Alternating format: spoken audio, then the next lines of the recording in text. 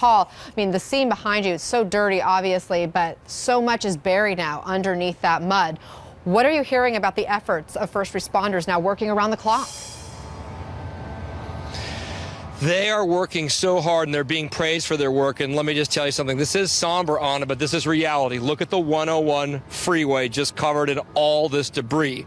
What the first responders are reckoning with is just so much mud, and they've turned this. The sheriff said it just a short time ago. It's not search and rescue. This is search and recovery. We know there's 20 dead. We know there's 4 missing. So they're trying to clear this major artery here.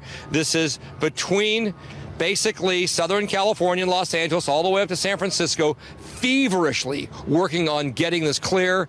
And here's a reminder, look in front of us, surfboards and kayaks. Well, we understand from these business owners to the north. I've been talking to people at riding stables, at kayak rental centers as far north as Morro Bay, more than 100 miles to the north, people in the San Ynez Valley and Buellton and Solvang. What they're saying is this happened in Montecito, but don't forget us, because as this area needs to come back on its feet, they're going to need visitors. They rely heavily on tourism, and that's why this cleanup effort is so important over here as well.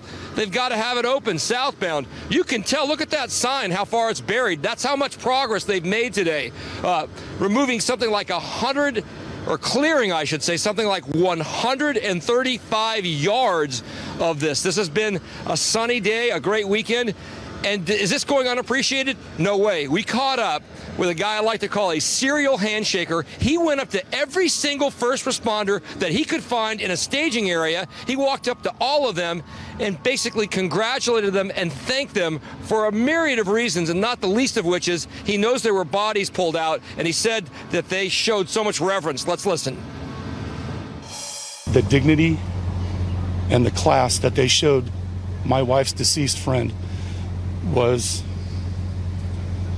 how they show the same respect when a fellow policeman or a fellow firefighter passes away. They stood at attention, they covered the body, they took their hats off, they shed a tear, and they treated that body like it was one of their own. I want to say thank you for your sacrifice. Yes, sir. Thank you, sir. I want to say thank you for your blood, for your sweat, and for your tears.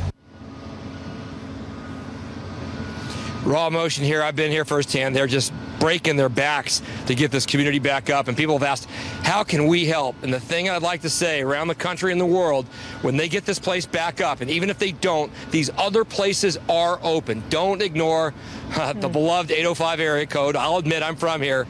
They need your business. They need your love. They need your help. And they're going to need a lot of people to come through here in the coming weeks, because there are so many folks who are either giving a massage or serving at a restaurant or whatever it is, and they rely on those visitors.